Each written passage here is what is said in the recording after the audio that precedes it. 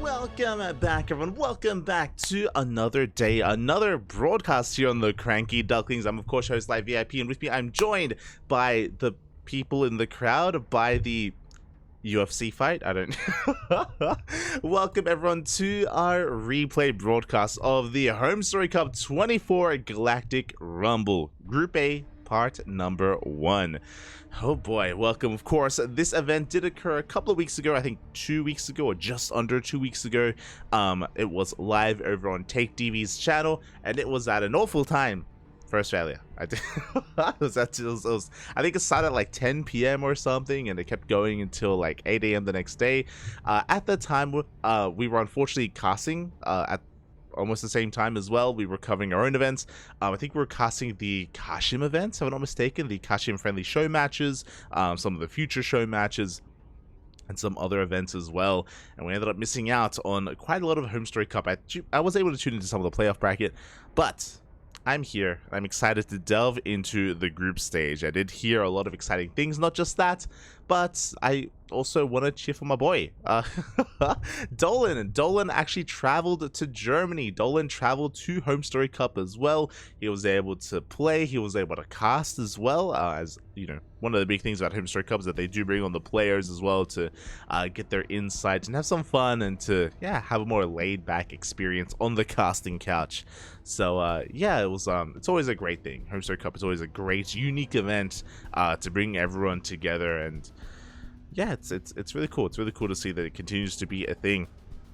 I think the next one is already slated for next year, so you can already mark your calendars. If you happen to be local to the scene, happen to be nearby, then HomeStory Cup's definitely a place to be. But if you did miss out on the group stage, we intend to cover them. We don't intend to cover the playoff bracket. I expect most people tune into the final day to watch like the round of 8 into the semifinals, into the grand final. So we won't touch the playoff bracket, but we will be going over the group stage. Groups A, B, C, and D. And as you can imagine, a lot of matches were had, a lot of games were played. It is round robin, so there's a lot to go over. In fact, we can't even cover one group in one day, as we usually do when it comes to replays. We're going to be covering half of Group A today, the other half tomorrow. I think 12 matches in total. We're covering 6 best of 3s today, and then 6 tomorrow. So yeah. We'll try to keep up, and of course that'll be leading into Friday. And what's on Friday? DreamHack, papi. DreamHack Atlanta is on Friday, so we're gonna have 2 days back-to-back of HomeStory Cup replay casts, and then bam, straight into DreamHack. As we mentioned yesterday, if you're curious, we will be casting DreamHack Atlanta Day 1. We're gonna be casting Day 1 here on this channel. We're gonna be covering the open stage of DreamHack, but only Day 1. We won't be covering the playoff bracket or the winners bracket, which is Day 2 and Day 3, respectively. So the main broadcast channels have you covered there. We are at least going to be helping out for the first day, so a lot of exciting stuff. I also have to, I've been adjusting my sleep schedule as well. I think DreamHack Atlanta starts at 2 a.m. here in Australia. 2 a.m. technically Saturday morning, not Friday night. So it's gonna be a great broadcast. I still need to message Yaku. I need to send out a couple of messages to some of the other ducklings to make sure that I have someone with me, and I don't have to go through the trenches alone for DreamHack Atlanta. Hopefully I can have someone else. Hopefully at least Yaku can drop by. I know Yaku, he's a little bit more of a degen. He's a little bit more awake at that hour. Asher, he's also a degen, but he's usually playing League of Legends. I shaking my head. But regardless, we are here. We are looking to dive into a new theme. What I love is that, in recent editions, HomeStory Cup, they have been having themes for their events. I think the last one was like the Lost Beaches of Marsara or something, and they had like a little kiddie pool with ducks. They had some ducks in the pool for HomeStory Cup 23, which was beautiful, by the way. Here they're going for like a WWE like kind of wrestling match sort of vibe. I'm gonna be disappointed because I didn't get to watch all of Day 1 and Day 2. Only little bits here and there. Gonna be very disappointed if they didn't have a ring at the venue and a segment where they had like a couple of the players like duke it out in there for a little bit, or have some fun with it in some way. Because I feel like there's a lot you can do with like the WWE thematic, right? Like you can, you get the caster to jump in, you get the steel chair coming out. I don't know. okay, look, 100% what we've already done. We've already done this actually on the channel when I'm casting with Asher. The idea of this would have been you would have needed to have been creative with it, but the idea of like associating builds with like WWE finishing moves, that would have been amazing. I don't think they did that, but like I can't remember. I think for us like the A-Rex was like the 619. Like we did it specifically when we were casting Diego, like Kellezer. No, sorry. We did it when we were casting Diego. We did it when we were casting Oliveira, because if you're curious, Oliveira, he named himself after, not WWE, it's a UFC fighter, right? UFC fighter called Oliveira. And that's who he named himself after. Like he's come out and said that. So I remember when he first name changed to Oliveira, Asher and I, we were all over that to an R18 plus extent where we I remember now. I remember like when Oliveira would put people in like the reverse chokehold, and I remember this. This was the VODs on YouTube. This was like 4 months ago, 6 months ago even. Good times, good times. But like that's the kind of thing that would have been fun. I'm not gonna do that on my own. I'm not. But that's what I would hope would have happened live at the event for a rumble, a galactic rumble. Just saying, just have fun with it, Bobby. Have fun with it. Regardless, we have 6 best of threes ahead of us, and we will be diving into this. 23 was music festival theme. 22 was Little Ducks. That's it. Really? Sure. Okay. I'll take your word for it. The last one we cast was with the Little Ducks. So I guess maybe we missed 23 and maybe we only covered 22. It was the one where they had like a little magnet fishing rod, and they would like fish for the ducklings. It's beautiful. Oh no, yeah, you're right, because sorry, there was in between the one that I'm talking about and this one, there was a HomeStory Cup which they specifically said was going to be in Take's house, right, in his apartment. They wanted to go back to their roots, so in between these HomeStory Cups they actually had a smaller one, technically a smaller HomeStory Cup in Take's current like apartment complex or house or something like that. But yes, that was the one in between. True. We didn't cover the group stage for that because I don't think there was a big group stage. I think. So we didn't cast that one. Yeah. But yeah, from here we are diving on into this again. Welcome everyone in the chat. Welcome Sounder, Mia Micah. The cat of the sea. Welcome, Miyamaka. Baby Lings as well. Baby Ling. So Wormsick, Jendode. Super Sprain in the chat. Simon Prince. Welcome. Hope you're all having a good day. And we'll be diving on into this as well. Our first series, as you can see here on the screen, is going to be in Group A. Serral versus DnS. Actually, I should probably switch our scenes over. Bam! We have a lovely spreadsheet. A lovely graphic, quote unquote, here. Shout out to Kuro for making this happen. Group A, here we go. These are the matches we're going to be covering tonight. We have Serral versus DnS, a Laser versus Dolan, Harston versus Fiant, a Laser versus DnS, Harston versus Dolan, and Serral versus Dolan as well. Oh, here we go. Baby Lings. Was a chatter in the chat. Massive supporter, good friends in the chat.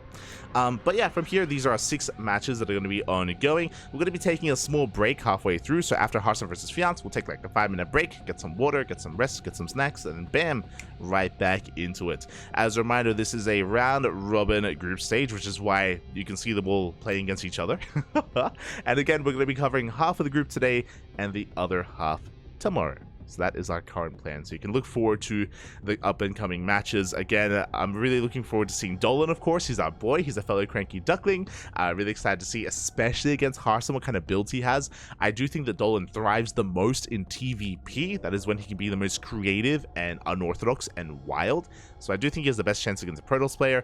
Against Zerg, he's stifled a little bit more, and he has to rely a little bit more on more orthodox play, which is not a bad thing. But at the same time, you know, I like it when Dolan can spread his wings and swim, Bobby, and swim. Likewise, I'm really excited to cover some Fiant games. Fiant, of course, drops by in the chat every now and then. Big fan of Fiant. He's an up-and-coming European Zerg player, very young, and looking to make a name for himself here. I believe this is his 2nd HomeStory Cup. I believe he was there for the Duck edition of the HomeStory Cups, where he was able to compete as well. We also casted him. We were able to cast him during that. So yeah, looking forward to Fiant. When it comes to the high-profile matches as well, eventually here some of the big names are going to be colliding. You know, Serral versus Hearthstone, Laser versus Hearthstone, Serral versus Laser. I do think that the three of them are the players that we're really going to be keeping an eye on. But I believe they're going to be facing off tomorrow in tomorrow's coverage of the group stage. So yeah, look forward to that. Do look forward to that, and look forward to these matches as well. For now, again, we have our ZvP. 23 was indeed festival themed. Yeah, but they had a kiddie pool with the ducks. Yeah, that's what I'm talking about. Yeah, there you go. The one that takes home was not numbered. 22 was Winter Wonderland. Yes, that's it. That's why I was confused, because I was pretty sure that 23 was the duck one. But yeah, there was technically a HomeStory Cup in between 23 and 24, which was the take apartment one. That's the one that I actually didn't get to watch much of that, actually. It was called Real HomeStory Cup, if I'm not mistaken. But yeah, it was a lot smaller. That's why it was much smaller. Only 2 groups and only like 16 players or something. Yeah, I might. Would it be worth casting that? That was back in September. But regardless. Thank you for clearing that up. Winter Wonderland. Yeah. We covered that as well. We covered the Winter Wonderland. But for now, bam, we're here with the Galactic Rumble, and we're diving into game number 1. Gonna be on Hardland. Let us go. Again, these games already did transpire, so no predictions in the chats, no gambas tonight, but it's okay. You can save your gamba for later. It's all good. Try to keep it inside you. As we are getting into game number 1 and spawning in the bottom right hand corner of Hardland, we have the Finnish Zerg player, the blue Zerg representing Team Basilisk. It is Serral. And spawning in the top left hand corner, we have the French Protoss player, the red Protoss representing the Platinum Heroes. It is DnS. Again, DnS has been one of those rising stars of the year. If you are familiar with the World Team League and with our coverage of WTL, then you would know that DnS really did surprise us in the summer season of WTL. Earlier this year, DnS was the ace player of his team, surprisingly so. DnS, he did kind of retire or take a step back for quite a number of years. He's been competing for a long time, don't get me wrong. But again, he did take a bit of a step back, which is why when he stepped back into the ring, we weren't really expecting much. You know, I was, you know, tentatively excited about what DnS would be bringing to the table, and what he would, or how he would perform in WTL. But coming into World Team League, the summer season, I think we were all looking at Goblin, right? We were like, Goblin has always been like the up and comer on the Platinum Heroes. You know, we were looking to him to see if he would be able to like shine and thrive, and he was kind of pinned as the ace player coming into the season. And then Goblin kind of underperformed, and DnS overperformed heavily. DnS, he popped off during that season, and even though he went up against some of the big names like Maru or like Serral as well, despite that, he would still have some really close games, and he'd be able to take it to the late game and look really damn strong as well. So DnS really did surprise us, and quickly became someone that I'm keeping my eye on from here on forward. Like, really did impress us in the summer season, leading into the winter season, of course, as well. Currently in the winter season, DnS is kind of overshadowed by Firefly. Of course, the Platinum Heroes, they recently picked up Firefly at the start of WTL Winter, and he now stepped up as the ace player instead, I would say. But DnS is like, you know, a solid companion unto Firefly to kind of really round out the team of the Platinum Heroes. And yeah, I'm excited to see him here and now in HomeStory Cup as well. Again, DnS has become much more active in this recent year of StarCraft, and yeah, has, I would say, proven himself. He's really cemented himself amongst the middle of the pack when it comes to Protoss players in Europe. But we're really waiting for him to break into that upper echelon. You know, when I think of the top Protoss players in Europe, I think obviously MaxPack, Showtime, and Skillus as top 3. Number 4 is a little bit more up in the air. I think number 4, many would probably say, is Hearthstone, just under Skillus. But even then, you know, the players vying for that number 4 slot, players like Geralt, you know, the Polish Protosses, Geralt, Christiana, and Mana. I would put DnS up there as well. Even Shadown when it comes to some of the more, like some of the French Protoss players. You got Shadown, you got Petit Droger, who drops by every now and then. There's a lot of Protoss in Europe, but yeah, DnS is really looking strong in recent times. Do appreciate it. For now, though, we are getting into our openers, and DnS is a very standard player. I should also talk a little bit about his playstyle leading into this, is that Stargate openers is what I expect to see every game in this series, but we'll see. We'll see if he does decide to mix it up. For now, just a gate expand into the cybercore, into a Stargate opener with that Oracle on the way. This should be leading towards the third base. Meanwhile, across the map, Serral has been doing several things. Hatch gas pool into a third base. We've just been joining up. Pretty standard play so far here from our Zerg players. Serral, of course, being the best player in the world, not the reigning champion, and that's, you know, Oliveira does own that slot, so it's always a little bit hard to really, you know, pin Serral as the best. We've seen players like Raynor kind of rise up earlier this year when it comes to previous HomeStory Cups, but Serral has really been cementing himself here for the most part, as Oracle is going to be zoned away. Serral has shown weakness in certain matchups, you know, when it comes to like who's really the kryptonite to Serral. Solar has really made his name known, right? Solar, he's dubbed the Serral Slayer, constantly knocking him down in big events, whether it's WTL or other events as well. But outside of Solar, outside of the ZvZ matchup, like Serral is looking damn powerful, and here in ZvP, any Protoss would have a hard time bringing him down. So we'll see. We'll see if DnS can rise to that challenge. Of course, Serral coming in as the favorite player, not just in the group, but in the event itself, alongside, of course, some of the other top European players from their other respective races. But we'll see. So far, Serral going for a safety Roach Warren. That's around a 4-minute 30 Roach Warren timing. A little bit earlier than normal.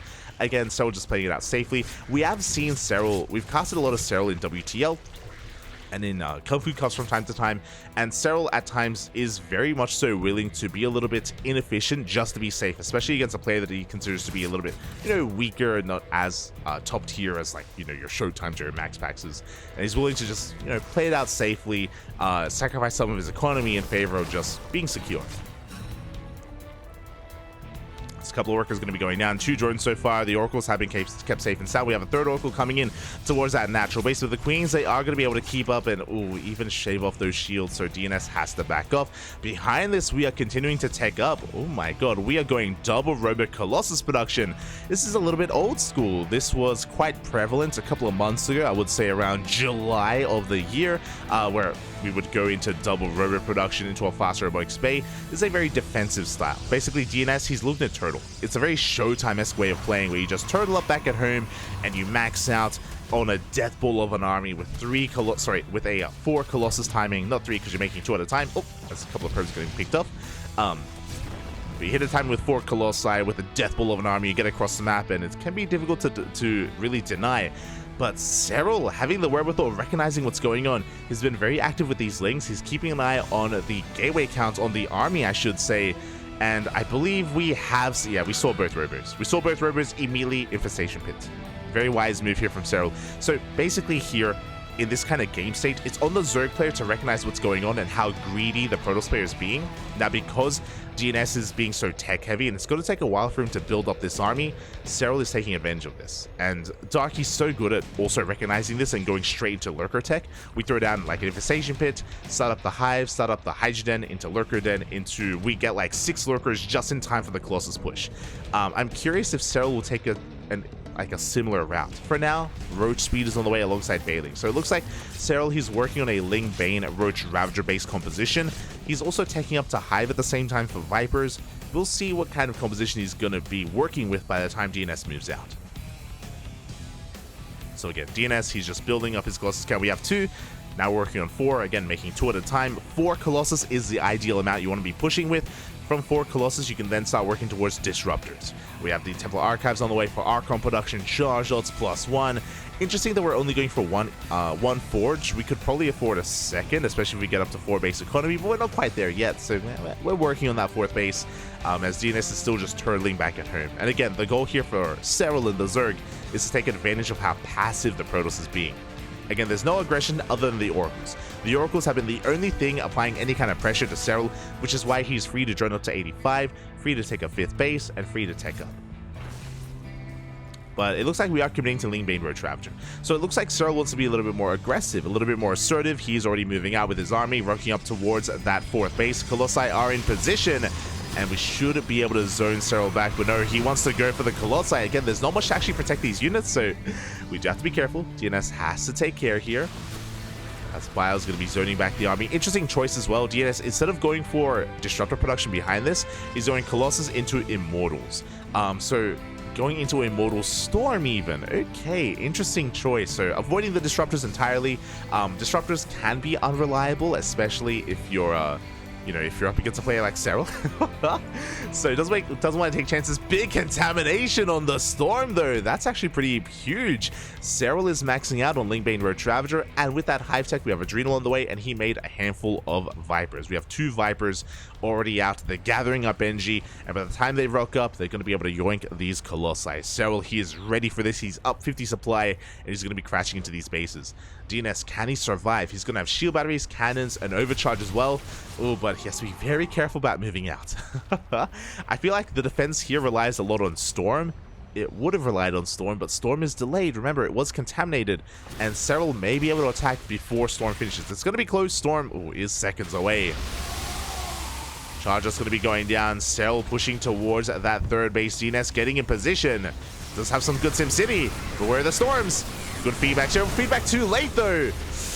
The Colossi are going to be yoinked. Banelings, they do roll in. Do we have any Storms available? We do have a couple. But last we yoink another Immortal. That's going to be all the energy for these Vipers. They push towards that third base as well. Colossus goes down. Serral is barely going to be forced back, but DnS, he lost so much in the process. He lost 3 Colossi and every single High Templar. The Ling Bane was able to crash in. And again, that was 1 second too late. Remember, the first feedback connected just as the adoption animation started. So Serral, he did end up losing his energy on the Viper, but the abduct still went through, and Serral was still able to take a really good fight. Both Vipers survived. They're gathering up energy in the main base. They're getting ready for a second wave. And DnS, not ready for it. He lost so much in that first assault, and he has a lot of recovering to do. On top of that, as I was talking about how Serral identified what was happening and he was able to tech up and be really greedy, this is also where DnS could have taken this opportunity to also attempt to tech up as well. That was if his opponent was going into lurkers. But for now, it's too little too late for that. DnS has to work with what he has. Again, the Vipers are coming in. Melee's rolling forward as well. Decent Storms here on the Ling Bane, on all the army actually. But the Blinding Clouds of the Immortals, the yoink of the Colossus, and the final Colossus is going to go down. The Ling Bane barely not getting into the mineral line. DnS has done a great job at preserving his workers, going for a big Zealot counterattack. 4 drones, 5 workers go down. Pretty good damage here. Pretty good damage here by the Zealot run by. And again, DnS, he does preserve his workers, but he doesn't preserve his army. And every single time the High Templar count gets reset, we have to warp in more and more High Templar. These trades just haven't been efficient enough here for DnS. He just keeps trading expensive units, and that makes it worth it here for Serral. What I will say though is that again, he did lose some workers. He has to re-drone, regather that energy. Vipers are also sucking up those buildings, gathering up, getting ready for another abduct. We're being a little bit too cavalier. What do we have to support this army? No Storms, no Prism. The Ling Bane surrounds the Immortals. The Immortal count's going to be reset. We crash into the Colossus as well. A big overextension by DnS, and we're going to be able to yoink everything else as DnS is going to be losing his entire army. The final Colossus goes down. We warp in a wave of Zealots to try to hold on, but that was every single Robo unit going down here. Serral completely shutting this down, and again, we have creep all over the place, fully saturated on these 5 bases, still on 86 workers, still mining very efficiently. Once Serral got going, he could not really be stopped. And DnS, he was able, like, again, what I will say is that it's impressive that DnS has been able to, for the most part, preserve his economy and maintain himself. It's just unfortunate that, you know, whether it's the feedbacks being a little bit too late or being caught out of position as well, these have been some rough fights for DnS. So run by here towards the left-hand side. Gonna try and pull back the attention of Serral. DnS trying to build up his army once again. Every single time, though, he has to warp in fresh High Templar. Zealot's going to be pushing towards the left-hand side, but there are reinforcements here in position. Roach is pushing forward. Banelings as well.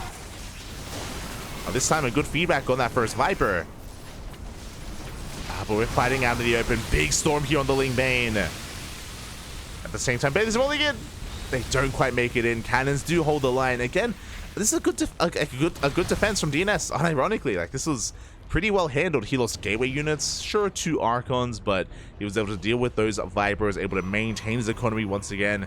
If only he was able to build up that Colossus count. If only he was able to keep or maintain that Immortal count as well. It's the main army that's still lacking. Gonna try and clear up whatever creep we can before backing the hell off. we gotta be careful.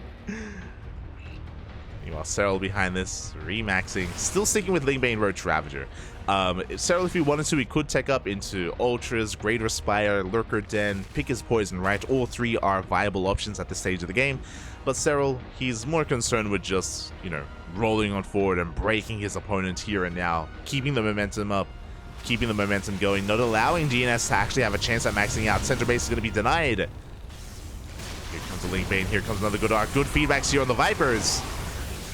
Storm's going to be crashing on board here on the Lingbane. Bailey's rolling towards that mineral line. Speaking of, they barely do not make it in. Once again, Stalkers, they warped in defensively. They're in position. Bailey's, they try to crash into that mineral line, and they get the gas mining worker. 7 probes go down. At this stage, is Serral going to be punished here for, again, A-moving a bit too much and being a little bit too aggressive? I mean, Greater Spire's on the way. We have the Greater Spire. We still are able to maintain our economy as well. We still have plenty of efficient mining going on. We could go for another base if we wanted to. This center base is being taken. But really, the win condition here for Serral is deny the 5th. Deny the 5th over and over again. And DnS is running out of money. You can see here he's running out of mineral patches in the natural, in the main base, even here at the 3rd. Another contamination on the forge. Like, over time, DnS will just run out of resources. This time, here comes the Lings. This time, the cannons and shield batteries were not replaced. And finally, Serral, he will shut down this entire base mining. 15, 17 probes go down. It took 15 minutes, but Serral finally gets the damage that he's been looking for here. And DnS, he is hurting. 19 dead workers. Up until this point, he was able to kind of weather the storm and turtle up, but again, from that previous engagement, we weren't able to replace those cannons, shield batteries, or units in time. The base was left vulnerable, and now Serral, he's rolling in once again. How many Vipers? We have 1 Viper this time. Oh, the feedback. Well, the feedback killing the Viper even. Oh my god. Again, instead of 2, we only had 1. Bailings, they try to roll in. This time, DnS is in position with the stasis traps, with his Archons as well. But, like, the problem is that these are the kind of engagements that we needed 10 minutes ago. 8 minutes ago. From the beginning. DnS is trying to build up his forces here. Prism going for a counterattack. Trying to slip into the main base. Serral does have eyes on this. He's going to be able to rotate around. Corruptor production has commenced. Greater Spire is done, so we will soon have access to Broodlords. Serral just building up his gas bank, building up his economy. DnS trying to take control of that center base. I mentioned before that the win conditioning for Serral is to deny this base. If this base can get up and running, then DnS will have the economy to sustain himself to be able to max out. He will be able to reach that 200 supply and start working towards Sky Toss. That's if he gets another base. But until then, we are pushing out onto the field, clearing up whatever we can. At the same time, Bailey counterattack. 13 workers go down. The second time that base will crumble. Massive storms here on the Lingbane. Oh my god. Not a bad trade there from DnS, but the Broodlords, they have arrived. And there's no blink. There's no good answer to them. There's no way to dive. At the same time, Zealot counterattack does get into another mineral line. Drones are falling. DnS rotating over towards the right-hand side, but the Broodlords are keeping up. And again, no blink, no sky toss. DnS just cannot contend against this. Blink is halfway done. That's still a long ways away. Serral going to be able to maintain his position. Going for another link counterattack. DnS this time out of position, out on the map. These things are going to be able to wreak havoc. They shut down the shield battery, shut down the workers. Oh god. 18 probes go down in the blink of an eye. Cracklings, they're cracked, Bobby. They're cracked. And DnS has just been picked apart here. Did come into this game hoping that he could turtle to wall up, fortify himself, do his best Showtime impression, and max out. But DnS was never able to reach over, like, what, 150 supply? Just never able to get there. Another big link counterattack. Gets into the cannons, shield batteries, into the mineral line once again. DnS just cannot keep up. Not anymore. And that Broodlord count is getting higher and higher. We finally do have Blink. Blink is an answer, but not the best answer for Broodlords. And even then, how many Stalkers do we have? We have 3! 3 Stalkers available here for DnS. Even if he had like a solid Stalker count, it's still so difficult to dive under this army and to try to shut down these Broodlords. It's a very difficult thing to accomplish without Skytoss. Alas, Serral has arrived, taking another fresh mining base here towards the bottom left. DnS has gotten this base somewhat up and running, but if only he had a sewer economy everywhere else, and it's just not the case. How many Broodlords? We are up to 13 Broodlords. Infestors, 7 Infestors on the way with Neural Parasite as well, so we can take control of some of these units. Broodlord's going to be able to chip away at this army, and again, DnS, he's going to try to push forward. God, that base is taking so much damage. Still barely alive. Storm going to zone back those Broodlords. Just barely. Again, we are on that 13 Broodlord count. Infestors are on the way for Fungals, for Neurals. The Broodlings, they take down one of the Stalkers. We are down to 2 Stalkers remaining. Sorry, 6 Stalkers remaining. And the base is going to fall. At the same time, the ground army pushing towards the 3rd. DnS, he is going to be able to hold on to his 3rd base. Does warp in a wave of Zealots. Still has an army. A terrifying army. If only there wasn't Broodlords. If we had a ground-based army, then maybe DnS could take a fight and break free. But slowly, meticulously, the Broodlords, they take down the center base. They rotate over towards the left-hand side. Infestors have arrived. And we can dive. We can go for the Neurals. Oh, the feedbacks! Feedback 2 of those lurkers. Lurkers? Infestors. Stalker count trying to push on forward. Looks like we did take down not even one Broodlord. The transfuse was too good. Keeping the Broodlords alive. We're trying to push in. But a really good angle of attack here for Serral.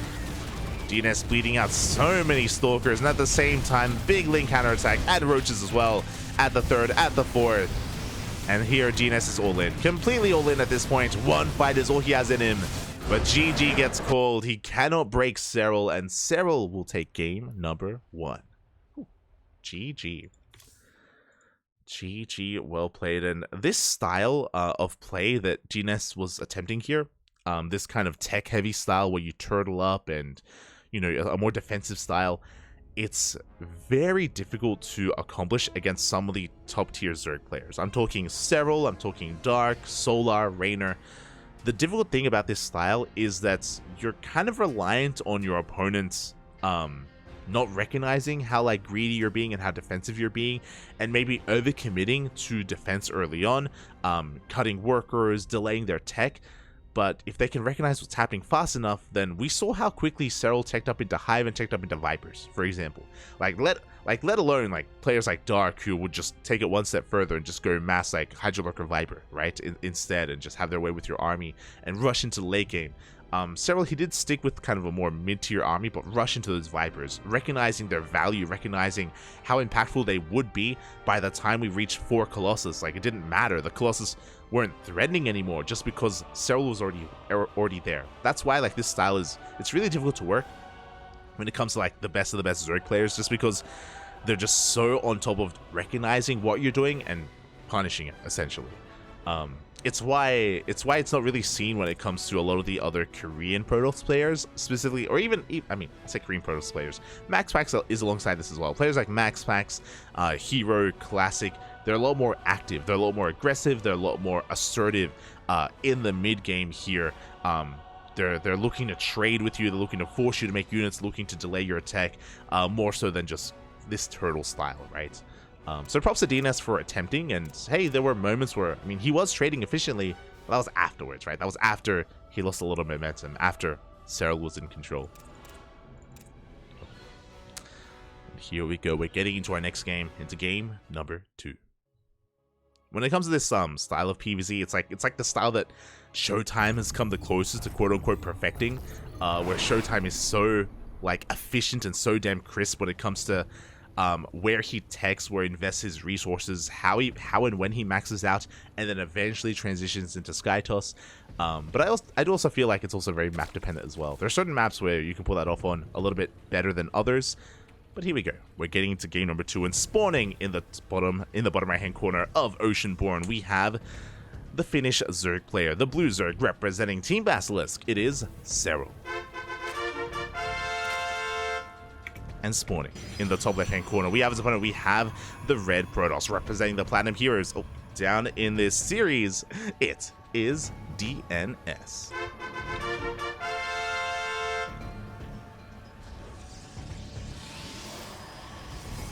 Here we go.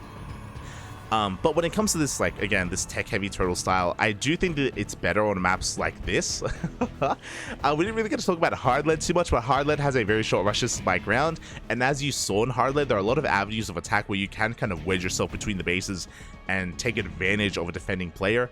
The difference between Oceanborn and hard lead is that here on Oceanborn, here this entry point towards this triangular third base is very narrow, and the area between the third and the natural, there's a ramp, there's high ground, there's a point of elevation where you can wall off. Likewise here for this linear fourth base, it is a lot more narrow as well. So on a map like this, that style that we saw from DnS is a lot more powerful. It's a lot stronger.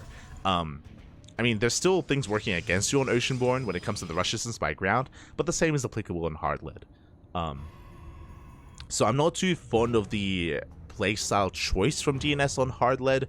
If you were to do it again here, though, I do think that it makes a lot more sense on Oceanborn. Same with some of these other maps as well, like Alkyone, for example, or, I mean, Razza Station's a different beast. It's we don't have to talk about that. But yeah, I do think it would make more sense on this map in game 2, but we'll see. We'll see if DnS does decide to switch things up, does decide to change and adjust his style. For now, should be a Stargate opener, pylon a little bit further out in the main base, and the Stargate is turned down. So just like the previous game, it's going to be Oracle into a third, into, I imagine, second and third Oracle. My apologies, this was a pull first from Serral. Oh my god, I was lost in talking about the map when Serral went for a pull first and forcing a big overreaction here. The pylon goes down. Does it all end here and now? There's no adept, everything's depowered, the Lings are getting out of hand. Behind this, Serral, he's droning, he's making queens. Again, this was just a pull first, and DnS, did he not probe scout? He did. He should have recognized what was coming his way. Was woefully underprepared. Oh my god. And from here, DnS is going to be able to recover, but this is brutal. Again, a big delay on the first adept, a big disruption of the economy. That's 3 dead workers. Ay. Serral. He's an animal, Papi. Oh my god. But yeah, that wasn't like a 12 pull or anything like crazy like that. That was just a pull first. That was just a pull first, pull before gas or anything like that. The Lings, they were able to get in, take down the pylon. Very nicely done. Ay. And from here, Serral, he's in a pretty comfortable position. I mean, we have to throw down a second pylon here to repower the cyber core to start up gates, warp gate even, which is so heavily delayed. This has been an unfortunate start for DnS. And from here, I'll keep my eye on Serral a little bit more.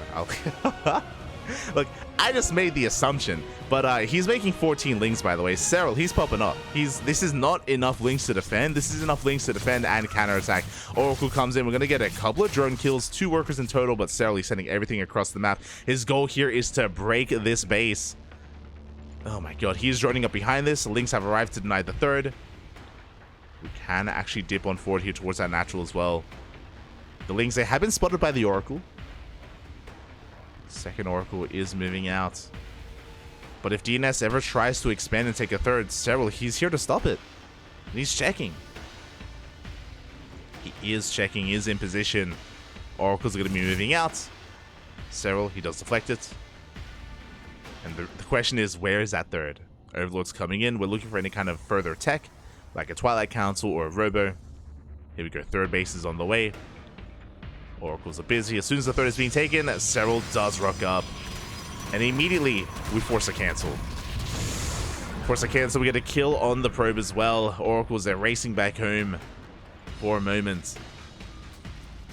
And Serral's all over this. From the first pylon snipe to the delayed third base, we could even try to delay the third again. But now, checking the wall, checking the third as well, force the activation of the pulsar beam. And from here, we're just droning up. We got a lair on the way, Roach Warren as well. Roach Warren was at around the 5-minute mark, so pretty standard Roach Warren timing. Unlike the previous game, if you remember, game 1, Serral did go for a safety Roach Warren at around 4 minutes 30. Here, at 5 minutes, you know, a little bit later, just so we can drone up a little more heavily. As we do have our Twilight Council and our Forge, and Serral sees everything in the main.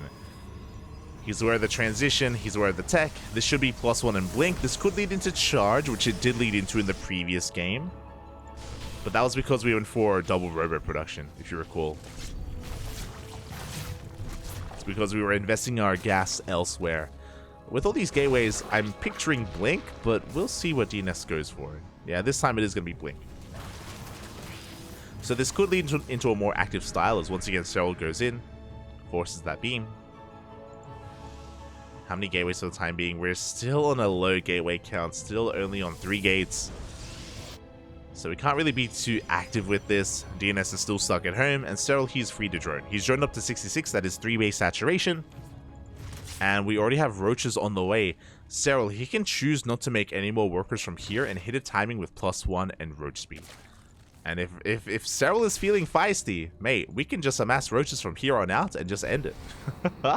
And based on his advantages, I think this is a wise move. Like, he already knows how delayed DnS is, how disrupted the early game was, how late this third is. He knows that DnS is still struggling to stand back up. He was knocked down, and he's in the midst of picking himself back up, and Serral, he's looking to knock him back down for the count.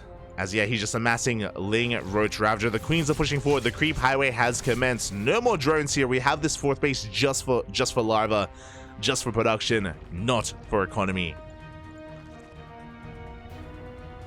Serral, he's working on his push, trying to keep these roaches hidden. Back at home, DnS, what does he have to defend? He has 1 shield, but he's taking a 4th base. Ay, ay, ay. Oracles, they do go straight for those Ravagers, but again, Serral, he's not slowing down. There we go, immediately 3 more shield batteries on the way, but this is a late reaction. This is a late reaction from DnS because the army is already knocking down his front door. Yeah, we force a cancel on the 4th base. DnS trying to warp it as much as he can. His gateway is just now finishing. Biles are going to be connecting. They do chip away at the site defense. More Ravagers in production. Behind this, we throw down Infestation Pits. Serral thinking about taking up. And we're getting on top of the army. The Biles! Oh, they take down 2 shield batteries plus the overcharge. Oracles are doing what they can, but the Queens are here to support, and the Oracles are being focused down one after the other. Oh, that's 2 Oracles falling. 1 Oracle left. Overcharge was already spent. The Stalkers are trying to trade. We have a defensive Void Ray on the way. Oh, but these are expensive losses here for DnS. GG gets called. He has been broken, and Serral takes game number 2, taking the series 2-0. GG.